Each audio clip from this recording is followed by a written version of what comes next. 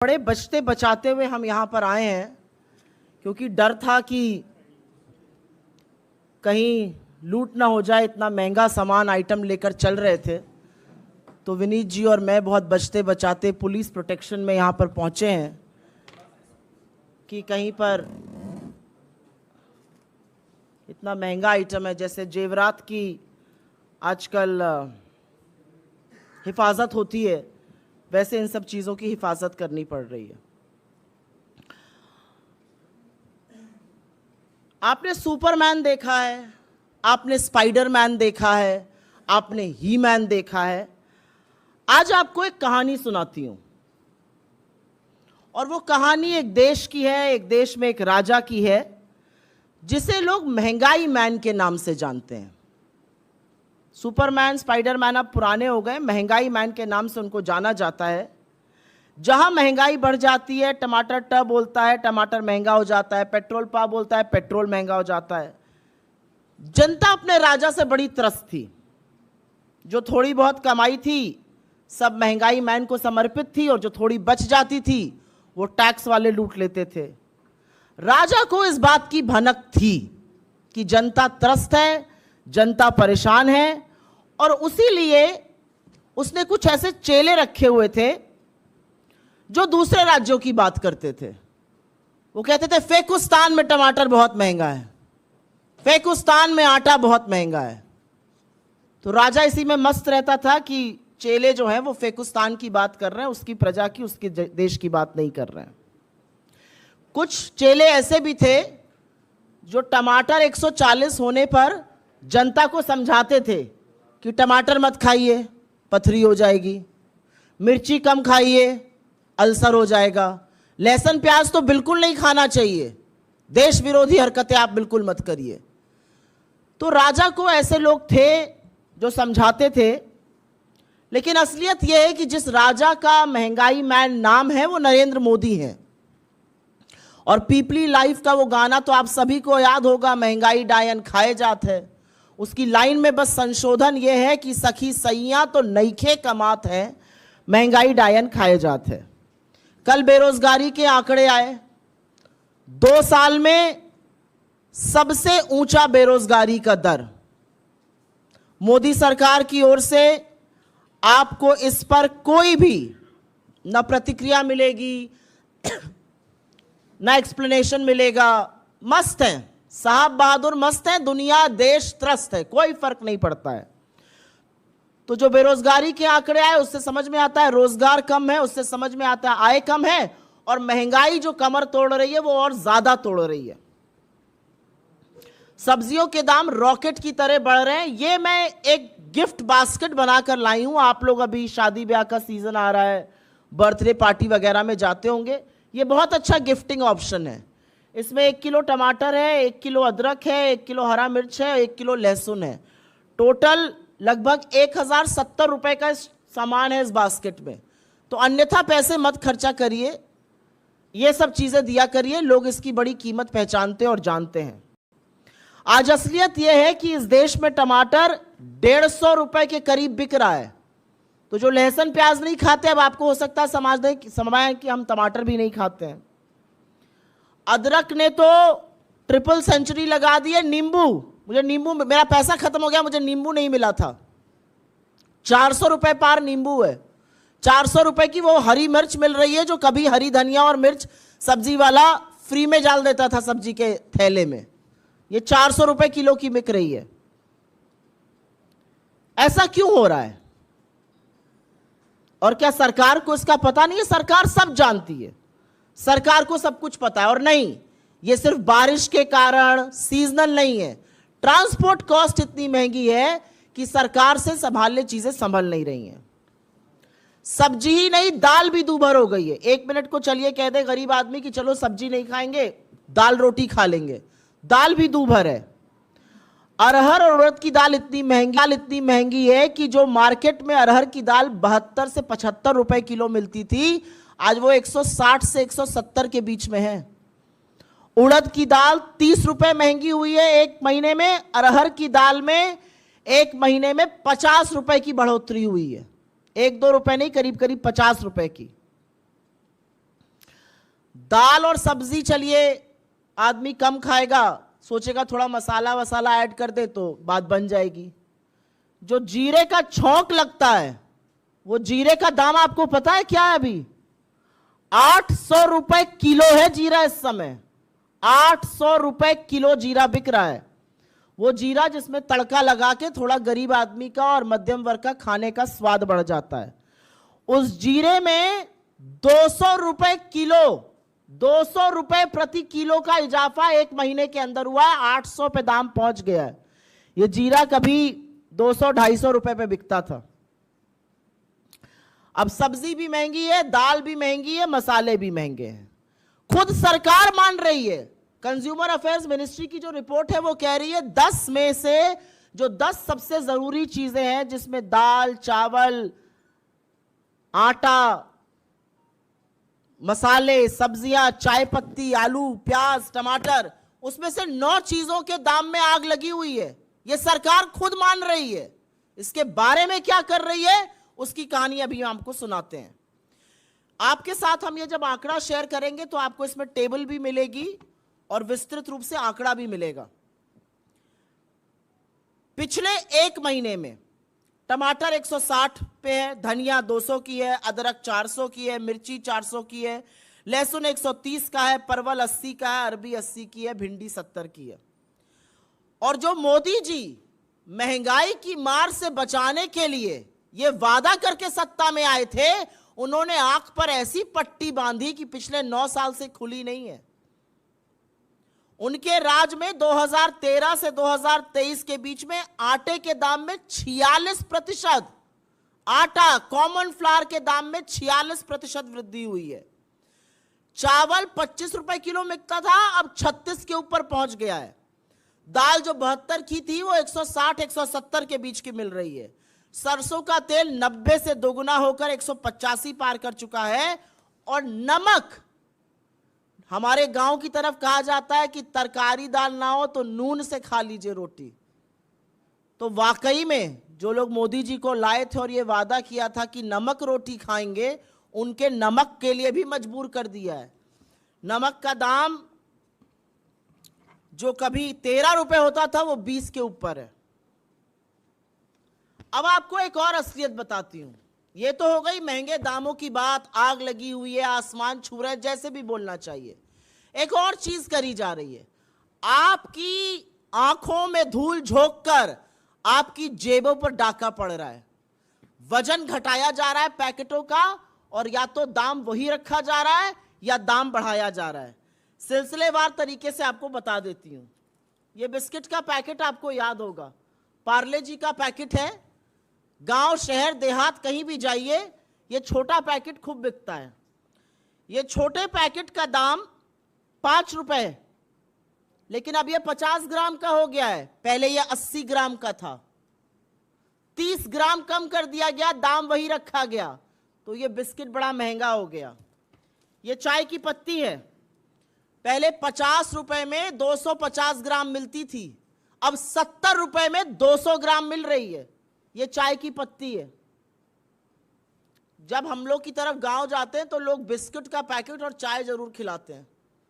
चाय पिलाएंगे, बिस्किट खिलाएंगे। ये 30 ग्राम कम कर दिया, दाम रखे। ये 50 रुपए का मिलता था 250 ग्राम, अब 70 रुपए का, और वजन 200 ग्राम। ये नमकीन के कुछ पैकेट में लाई हूं। 10 रुपए में पहले 65 ग्राम नमकीन बिकता था। ये पैकेट है आप लोग के सामने। अब 10 रुपए में 32 ग्राम नमकीन बिक रहा है, मतलब आधा कर दिया। 33 ग्राम इस नमकीन के पैकेट को कम कर दिया गया। आपको लगता है बिक तो अभी 10 ही का रहा है, लेकिन आप आधे नमकीन के दाम के अब वही 10 रुपए दे रहे हैं जो पहले आप 65 ग्राम के देते थे, अब 32 ग्राम के दे रहे हैं। ये मटर लोग खाते हैं, बड़े स्वाद से खाई जाती है, चाय के साथ, शरबत के साथ। गांव, शहर, देहात जाइए, गरीब आदमी जरूर लेकर आता है क्योंकि बड़ा पैकेट महंगा पड़ता है, छोटा पैकेट 10 रुपए का ले आओ। ये 10 रुपए के पैकेट में पहले 65 ग्राम आती थी, अब 42 ग्राम आ रही है। और ये प्रतिक्षम किम प्रमाणम है, ये सब आपको दिखाकर बता रही हूं मैं, मेरे कोई आंकड़े नहीं है। ये पैकेट में सब लेके आई हूं, आपको दिखाकर इसका दाम और इसका वजन बता रही हूं। अभी थोड़ी देर बाद आके पास में देख भी लीजिएगा। ये मूंगफली है, ये मुझे बड़ी पसंद है। अब पता चल रहा है कि इसके तो मैं दुगने दाम दे रही हूं। 10 रुपए में 55 ग्राम मिलती थी, अब 34 ग्राम मिल रही है। ये मूंगफली का पैकेट है, 10 रुपए में पहले 55 ग्राम मिलता था, अब 34 ग्राम बिक रहा है। हमारी आंख में धूल झोंक कर आप ही की जेब में दिन दहाड़े डाका डाला जा रहा है। ये चॉकलेट है, आप में से कुछ लोगों को बड़ी पसंद है। ये चॉकलेट 10 रुपए में अब मिलती है 13 ग्राम, पहले ये 5 रुपए की 13 ग्राम थी, डबल हो गया दाम। 5 रुपए की चॉकलेट 10 की हो गई, पता ही नहीं चला। लेकिन जब खर्चा करो तो जरूर पता चलता है। ये कॉफी का पैकेट है, 7 ग्राम मिलता था 10 रुपए का, अब 5.5 ग्राम मिल रहा है। 1.5 ग्राम कहां चला गया? मोदी जी की जेब में। और ये टोमेटो सॉस है, समोसा वमोसा जो आप लोग खाते हैं, आप लोगों को पसंद है ये सॉस। ये 100 रुपए का 950 ग्राम, करीब करीब 1 लीटर मिलता था, अब ये 850 ग्राम मिल रहा है 100 रुपए का। तो ये जवाबदेही किसकी है? इन सब चीजों का जो दाम बढ़ाया गया, वजन घटाया गया, जनता को मूर्ख समझा गया, ये कौन कर रहा है? ये महंगाई मैन नहीं तो और कौन कर रहा है? और क्या सरकार कुछ कर नहीं सकती है? सरकार चाहे तो बहुत कुछ कर सकती है। हमारी कांग्रेस की सरकारों ने लोगों को राहत देने का काम किया है। अगर राजस्थान में आज 500 रुपए में सिलेंडर बिक रहा है तो वो इसलिए बिक रहा है क्योंकि वहां पर लोगों को राहत मिलनी चाहिए। कर्नाटक में अगर मुफ्त बस सेवा महिलाओं को मिल रही है तो जो वो 2, 2.5, 3 हजार रुपए महीने का बचा रही हैं, वो उनकी राहत है, उनकी बचत है।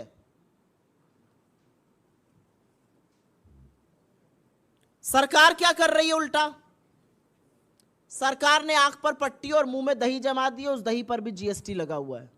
सरकार को कोई फर्क नहीं पड़ रहा है। लोग महंगाई से त्रस्त हैं, सरकार को कोई फर्क नहीं पड़ रहा है। सरकार चाहे तो अभी इसी वक्त बड़ी राहत ला सकती है। एक्साइज ड्यूटी कम करे, डीजल का दाम घटेगा, पेट्रोल का दाम घटेगा। मेन ट्रांसपोर्ट फ्यूल डीजल है, डीजल का दाम घटते ही सब्जियां सस्ती होंगी, तमाम चीजें सस्ती होंगी। ऐसा क्यों नहीं कर रही है सरकार? सरकार क्योंकि मुनाफाखोरी में लगी हुई है। वो आपको रूस और यूक्रेन का युद्ध बताएंगे। अरे प्रभु, आपके पूरे कार्यकाल में कच्चे तेल का औसतन दाम $65 प्रति बैरल रहा है, लेकिन क्या आपके पेट्रोल और डीजल का दाम कम हुआ है? क्या आपकी रसोई गैस का दाम कम हुआ? और जैसे घाव पे नमक रगड़ने का काम किया जाता है, आज सवेरे कमर्शियल गैस सिलेंडर का दाम 7 रुपए बढ़ा दिया गया। क्यों बढ़ाया गया? अब आप जाइए होटल तो आपको जो 10 रुपए की थाली मिलती थी वो 12 की मिलेगी। क्यों है ऐसा? सरकार रशिया और यूक्रेन युद्ध का हवाला नहीं दे सकती क्योंकि जो दाम ऊपर गए थे वो गिरकर वापस 70-75 पे आ गए। लेकिन हमारे और आपके दामों में कमी नहीं हुई है। हमारा अपना मानना है कि क्योंकि यह सरकार पूंजीपतियों पर इतनी फोकस्ड है, इसको धरातल से मतलब ही नहीं है। बेरोजगारी बढ़ रही है, मेनू की महंगाई बढ़ रही है, जी हम तो लहसुन प्याज टमाटर लहसुन अदरक हरी मिर्च कुछ नहीं खाते हैं। दाम घट रहे हैं हमारी बला से। तो इस मंच से हम सरकार से कुछ मांगे करते हैं क्योंकि वाकई में पानी अब सर के ऊपर चला गया है। लोग त्राहिमाम कर रहे हैं और महंगाई मैन मोदी मौन नहीं रह सकते हैं। सरकार तुरंत चीजों के दामों के नियंत्रण के लिए ठोस और मजबूत कदम उठाए। इस देश में चावल और दाल का दाम नहीं बढ़ सकता है। सब्जियों के बढ़ते दाम डीजल के कम होते ही कम होंगे, इसलिए उस पर कदम उठाया जाए। एक्साइज ड्यूटी कम करी जाए, टैक्स वसूली बंद कीजिए, लोगों को राहत दीजिए, मुनाफाखोरी बंद कीजिए। आटा और दही जैसी चीजों पर फिलहाल के लिए जीएसटी तुरंत हटा देना चाहिए क्योंकि महंगाई बहुत प्रताड़ित कर रही है लोगों को। और जो सबसे ज्यादा महंगाई से प्रभावित लोग हैं उनके लिए जरूर सरकार पुख्ता कदम उठाए, जैसे कि हमारी सरकारें कुछ राज्यों में फंड ट्रांसफर करती हैं, वो करे जिससे कि लोगों को राहत मिले। और ये हमारे लिए हंसी मजाक का या ये हमारे लिए एक जोक का जरिया नहीं है। हम समझते हैं कि ये लोगों की जिंदगी में कहर बरप रहा है और उसका प्रतिबिंब है ये। ऐसी कोई चीज आज रसोई की नहीं है जिसके दाम में आग लगने लगी है, लेकिन सरकार को कोई फर्क नहीं पड़ रहा है और ये कतई स्वीकार्य नहीं है। I will very briefly make a statement in English. To my left, you can see certain essential commodities. These are essentially vegetables, from tomatoes to green chilies to ginger to garlic. And the reality is that this is a good gifting option, because something as small as this costs you over 1,070 rupees today. But does the government care? Does the man who has brought the onslaught of high prices upon us care? Is the government taking any step to reverse the situation? Is the government doing anything possible within its rights to bring you some relief? I think the answer to all of that is a big no. The reality is that unemployment in this country is at a 2-year peak. Has the government responded to it? They continue to look away. Tomatoes are being sold for 140 to 150 rupees a kg. Green chilies for 400 rupees a kg. Ginger for 400 rupees a kg. Garlic equally high. The reality is it is not just vegetables. And no, it is not a seasonal factor. The transport cost is huge. If only the government acts on it, there will be relief. The reality is prices of spices like cumin, jeera has gone up to 800 rupees a kg.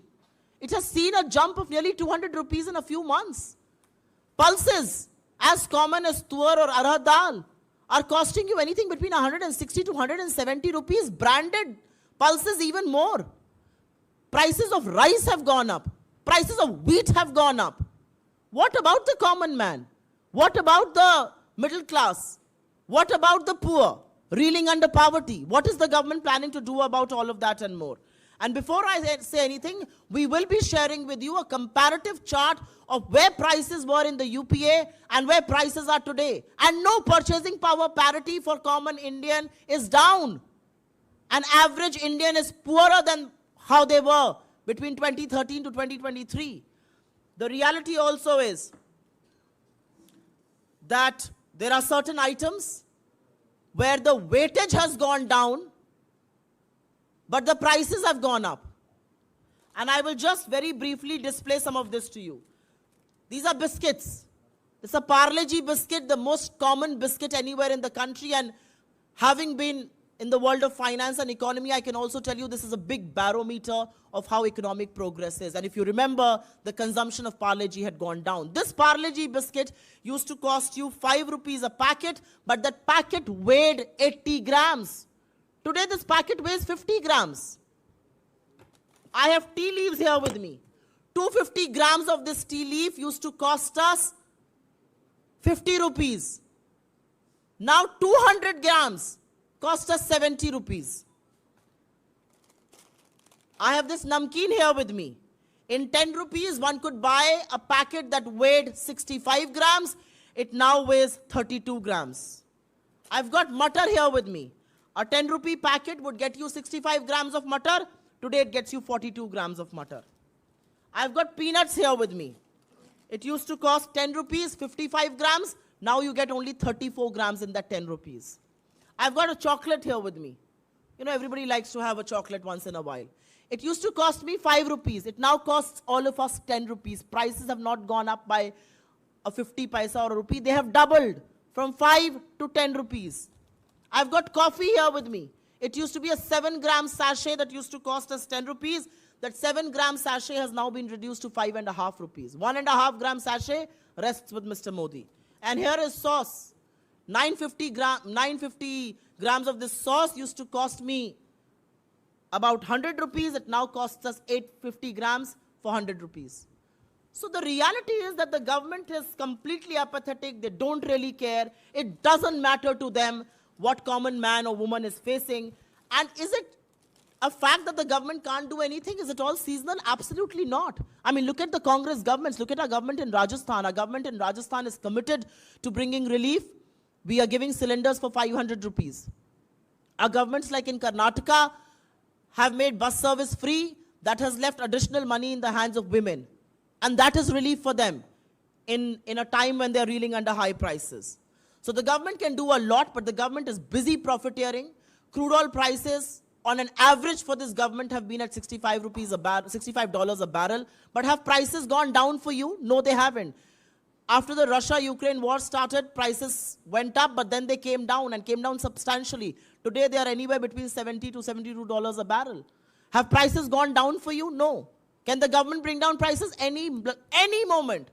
They just have to bring excise duty down. Are they willing to do it? No, they are not. They're getting cheaper crude from Russia. Who's the beneficiary of that cheap crude? What is happening to that cheap crude? Nobody knows. So from this very platform, we ask the government to take immediate steps so that some relief can be brought to people of this country. We expect the government to rationalize fuel prices. We expect the government to reduce prices so that diesel costs come down, so that prices of vegetables can come down. We expect the government to stop profiteering through taxes, to remove common flour and yogurt right now from the GST and bring in some relief. And people who are really reeling under high prices need to be given some monetary help, some fiscal help. And that is going to be a big boost for those people. But for now, I am only showing you this basket. It's a very precious basket. ये बहुत महंगी, बहुत बेशकीमती तोहफा है. 1070 रुपए की ये छोटी सी बास्केट है और इसको बचते बचाते हुए हम किसी तरह से यहाँ पर लेकर पहुँचे कि कोई लूट ना ले रास्ते में. 1 किलो टमाटर इसमें 150 रुपए का है, अदरक 400 की है, मिर्ची करीब 1 किलो डालिए वो 400 की है, लहसुन है. ये अपने दोस्तों के यहाँ, मित्रों के यहाँ, परिवार वालों के यहाँ मिठाई मत लेके जाइएगा. अब ऐसी सब्जियों की बास्केट लेकर जाइएगा. ये कृपा मोदी जी ने 10 साल में कर दी आप लोगों के ऊपर. पहले आपके सवालों का स्वागत है.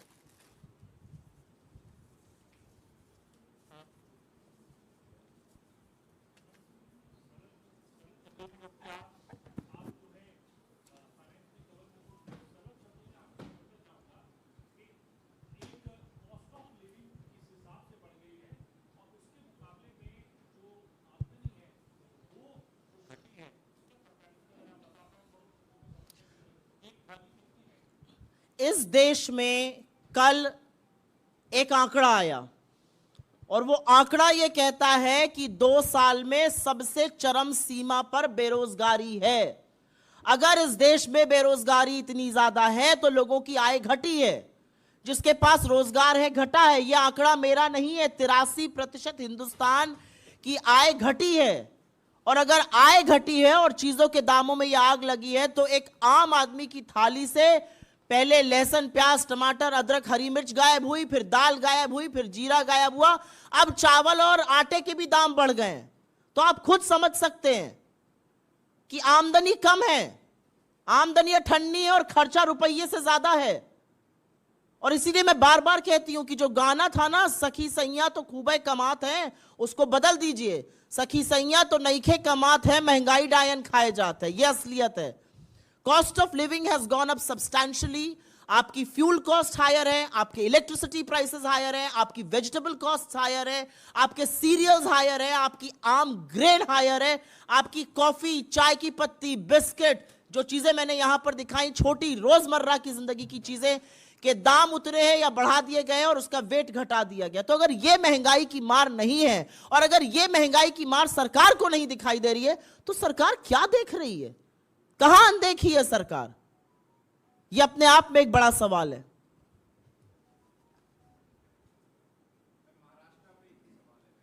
No, first I will take suo moto questions on this.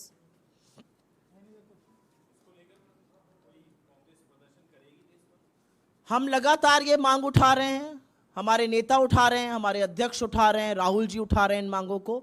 हम हर तरह का हमने प्रदर्शन किया है, आगे भी करेंगे. लेकिन सोती हुई सरकार क्यों सो रही है? क्या उनको लोगों की तकलीफ और दर्द दिखाई नहीं देता है? क्या सरकार को यह समझ में नहीं आ रहा है कि इसका क्या प्रभाव पड़ रहा है लोगों पर? कांग्रेस हर बार सड़क पे उतरी है, हर बार संसद तक की हमने लड़ाई तय करी है. हम सड़क पर भी उतरकर इसका धरना प्रदर्शन करेंगे, इसके खिलाफ प्रोटेस्ट करेंगे. हम सदन में भी इस मुद्दे को उठाएंगे. हम आशा करते हैं कि गूंगी, बहरी, बेखबर यह सरकार जाग जाए और लोगों की वेदना और उनकी पीड़ा को समझे. आप लोगों को महंगाई कचोट रही है ना, बहुत ज्यादा कचोट रही है. और कोई सवाल इस पर? जी बताइए.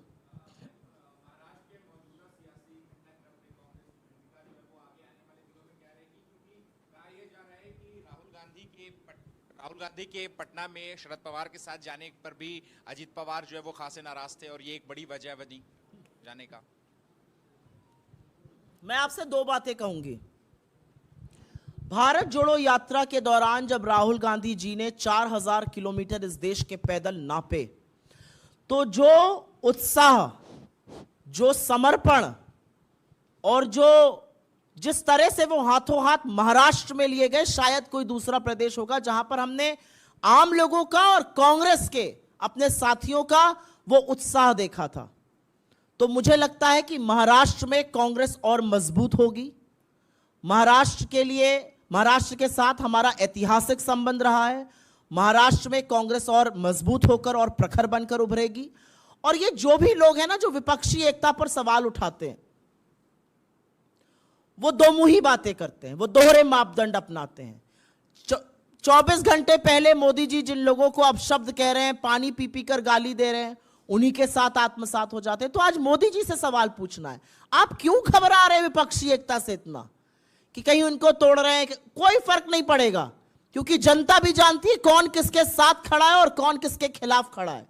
जनता के जो मुद्दे हम यहां पे, मेरा शौक नहीं है यहां पर टमाटर प्याज और लहसुन रख के रखने का, लेकिन ये जनता की मांग है, इसलिए हम कर रहे हैं। और जनता जान रही है कि उनके मुद्दे कौन उठा रहा है और कौन सत्ता के सुख के लिए लालायत है। जी, सरकार की अगर बात करें, महिलाओं की शिक्षा या महिलाओं के विकास को तमाम बड़े दावे करती है, बेटी बचाओ बेटी पढ़ाओ के नारे देती है। वहीं अगर महिला राजदूतों की बात करें, 2021 में ये औसत लगभग 17.5% था, अब घटकर 13% में महिला राजदूतों का जो है औसत आ गया है। महिला क्या? और वैश्विक स्तर पर लगभग ये संख्या 21% के ऊपर है। आज जो 13% की जो संख्या है वो लगभग मिडिल ईस्ट यानी अरब देशों के बराबर हमारी संख्या आ चुकी है महिला राजदूतों की, राजदूतों की। देखिए, महिलाओं का प्रतिनिधित्व हर जगह होना चाहिए। आपकी बात बिल्कुल सही है कि महिलाओं को राजदूत भी बनना चाहिए, ज्यादा से ज्यादा महिलाओं को राजनीति में आना चाहिए, उनको मौका मिलना चाहिए। कौन ये करने के लिए समर्पित है, ये बात का सवाल है। हमने तो दावे के साथ, मेरे नेता ने पब्लिकली कहा है, राहुल जी ने, कि जिस दिन मोदी जी 33% आरक्षण सदन में लाएंगे, हम बिना शर्त उसका समर्थन करेंगे। 9 साल से सत्ता में प्रचंड बहुमत है, क्यों नहीं लाते हैं? किस चीज से डरते हैं? उनको तो किसी घटक दल का भी साथ नहीं चाहिए। लाएं, महिलाओं को आगे बढ़ाएं, दिखाएं अपना समर्पण, दिखाएं अपना कमिटमेंट, बट करेंगे नहीं ऐसा, क्योंकि ये जो नारे हैं और ये जो दावे हैं, ये खोखले हैं और जबानी जमा खर्च हैं। क्यों हमारी राजदूतों की संख्या कम हो गई? Women in fact are considered very good ambassadors, women are considered very good diplomats. क्यों हमारी संख्या कम हो गई? क्योंकि अगर दावे में सच्चाई होती तो पहले शीर्ष पर बैठी हुई महिलाओं को मौका मिलता। क्यों नहीं मौका मिल रहा है आज की तारीख में? यह बात तो भाजपा को जवाब देना चाहिए, सरकार को जवाब देना चाहिए।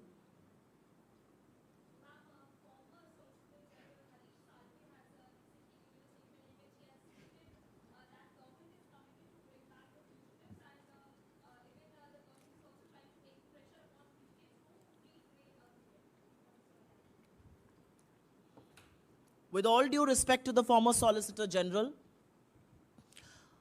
his political leanings are very well known. It's all right, he has made a statement. He is not a government functionary.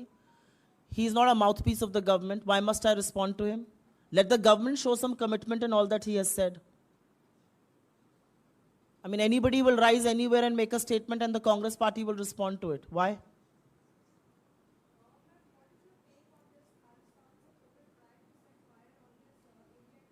What? Can you speak a little louder?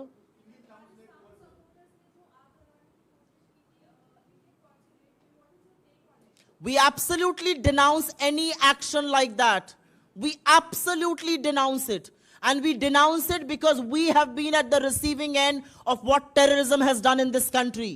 We have been at the receiving end of extremist forces. And which is why we believe that there is no place for violence, no place for extremism.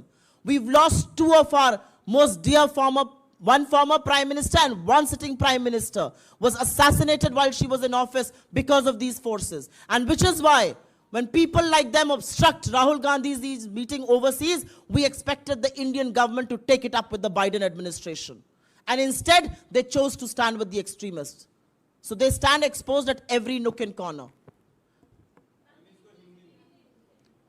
मेरा अपना मानना है कि जिस वाक्य का आप जिक्र कर रही हैं खालिस्तान का, हम ऐसी किसी भी बात की भर्त्सना करते हैं, और इसलिए करते हैं क्योंकि हमने आतंकवाद के खिलाफ लड़ते हुए बहुत बड़ी कीमत अदा करी है, चाहे वो इंदिरा जी की शहादत हो, चाहे वो राजीव जी की शहादत हो, और ये लोग वो बात समझ नहीं सकते हैं। और इसीलिए हमें लगता है कि सार्वजनिक जीवन में या कहीं और हिंसा की लेश मात्र भी जगह नहीं है। और इसलिए हमें यह भी लगता है कि जब राहुल गांधी जी की मीटिंग को खालिस्तान के कुछ प्रो लोग अवरोध पैदा करने की कोशिश करते हैं, तो केंद्र की मोदी सरकार को उसको बाइडेन एडमिनिस्ट्रेशन से टेकअप करना चाहिए था। जब ऐसे लोग कनाडा में इंदिरा जी की शहादत का मखौल बनाते हैं, तो सरकार को आधिकारिक तौर से ट्रूडो एडमिनिस्ट्रेशन से इसको टेकअप करना चाहिए था। नाम तक नहीं लेते आप इंदिरा जी का, यह आपकी कमजोरी और आपका डर दिखाता है, और यह दिखाता है कि आप कितने सीरियस हैं एक्सट्रीमिस्ट हिंसा की प्रवृत्ति वाले लोगों के खिलाफ।